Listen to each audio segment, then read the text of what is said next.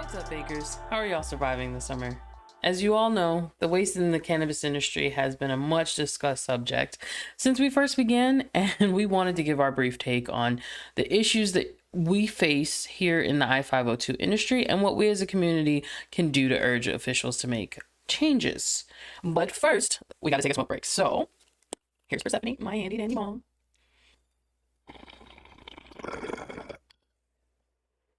Want to give a quick shout out to Big Buds and Cannabis Analytics for their blogs on the subject as well. They did a great job of documenting the issues in the past, and it's time to bring it current. Of course, the Canna Culture vlog is always here to encourage discussion between cannabis enthusiasts, connoisseurs, or entrepreneurs like ourselves, and the cannabis culture, cannabis consumers, and officials. So, over the last decade of legalized cannabis, we've learned a few things. One, current cannabis consumption rates are continuing to rise, as well as legalization efforts have been passed across many states. All of this will directly lead to an impact and an increase in cannabis waste. The waste itself is heavily created on the cultivation and extraction side of the industry. While there are some waste issues created with the recreational side or the retail side, of cannabis, such as the packaging itself not actually being recyclable or too small to be crushed in the machines, therefore falling through and not getting broken down, the joint holders, for example. We also know that the Resource Conservation and Recovery Act, RCRA guidelines, are pretty cost prohibitive to owners when dealing with dangerous waste as defined by our guidelines and, of course, national guidelines. And even if majority of the retail packaging can be recycled, you have to depend on your consumers knowing and understanding their city's regulations for recycling and being active participants. A final thing we know is that here in Washington, the open container policy itself dissuades a recycling program from being established by our adult use shops because they don't want to risk any fines. So, what don't we know? One, now that we have a national hemp industry, how much waste is being created by them? Is there any documentation of that? Are we tracking these things? Two, specifically here in Washington, how much waste is being created by the I-502 industry? I have yet to find a report from the time it's created to now, and I did some internet sleuthing. So if you found it, if it exists, please send it to us. But could not find anything, even going back to the first document or the first article in the Seattle Times talking about the waste in this industry. There were no statistics of how much waste is actually created. So who is documenting this? And if no one is, why aren't we? Now we're going to dive right into cannabis waste management regulations per Washington state and the standards that the I-502 industry has to adhere to. First and foremost, it is the solid and liquid waste disposal. This directly governs what you're doing with cannabis waste. And WAC 3145509, as seen on screen. The most important thing I've seen on there was it specifically tells you what the allowed method of treating cannabis waste is in the state, which means that you have to combine at least 50% of the plant waste with non-marijuana waste by volume. And that non-marijuana waste can be compostable or non-compostable. And that choice in itself leads to business owners making the most financially conscious choice, which it never goes hand in hand with sustainability. So why is that even there? Two, the solid waste and handling procedure 173350, which governs what a cultivator or anyone who wants to compost on site can do with their cannabis. So there are specific guidelines that you need to follow if you're going to either have your own incinerator or composter, which also is costly because you need to follow even though these are state guidelines, there are local level, such as county and city guidelines, that you also must adhere to, and is not defined by these WACs at all. Finally, the the dangerous waste regulation, which defines what dangerous waste is, anything over 10% THC, and a few other regulations. And these materials are the most expensive to get rid of because there aren't that many centers that actually accept these things that have been deemed dangerous and process them.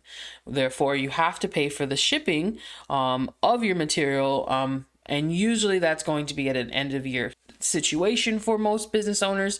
So then you're dealing with the storage of these materials until they can be transported, all complicated factors. You understand why there isn't one clear way, and that's not great for sustainability rules.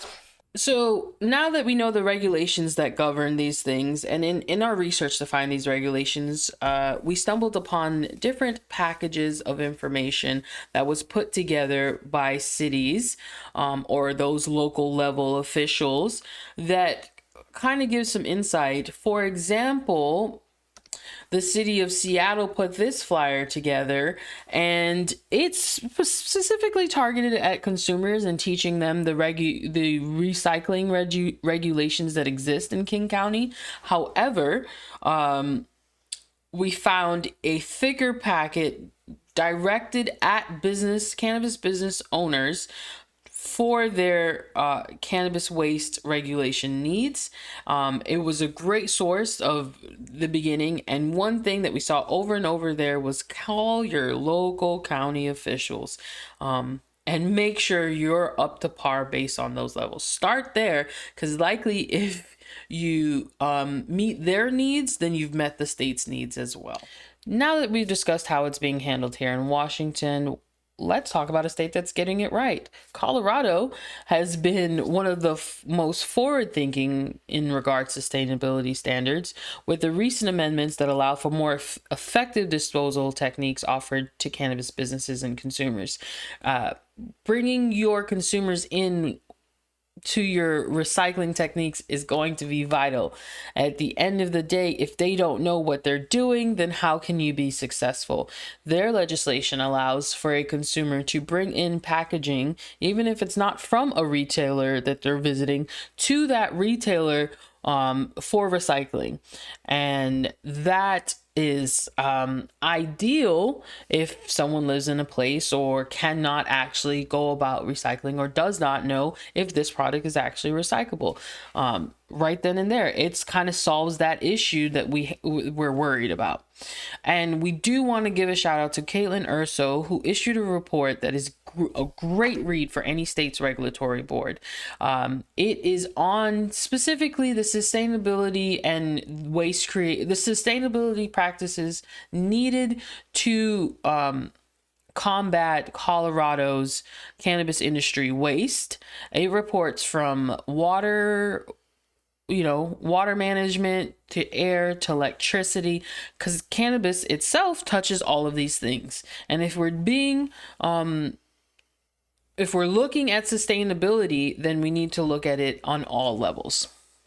Right now, there are companies that are currently in operation that are working towards helping us with our cannabis waste, like Meritech, Gaia California, Cannabis Waste, Bard Tech. They all work on at least one side, either composting or recycling of the solvents used for processing of cannabis into extractions. They work towards creating a sustainable system of recycling their waste. So more companies like them need to exist, especially need to take hold here in Washington. Now that we've spoken through all of these things, we have a few suggestions for improvements, because you can't outline and highlight an issue without then making some suggestions. So we definitely recommend that Washington start by evaluating what's being done across other legal states and work on a plan to amend our current legislation. By the things I've shared earlier, you've seen some of them haven't been changed since 2018. Why is that? It's 2021. Two, for states that are now up and coming with their cannabis legislation, solving the problem before it becomes an issue is always ideal. So why not write it into the very laws you drop about cannabis legalization? And here in Washington, on a local level, starting recycling initiatives that are backed by the LCB board and promoted by retail owners to our consumers would be an immediate solution to our issues. It would require some amendment of our open container policies, but why not change that to better our environment? So bakers, what is the cannabis waste management process look like in your area? If it exists, what would you like to see done to improve it? How can your legislators go about meeting your needs? This is a call to all entrepreneurs out there that are looking to find a way to impact the industry. Innovative waste management is needed. Thank you for joining. Like, subscribe, comment down below. As always, remain baked.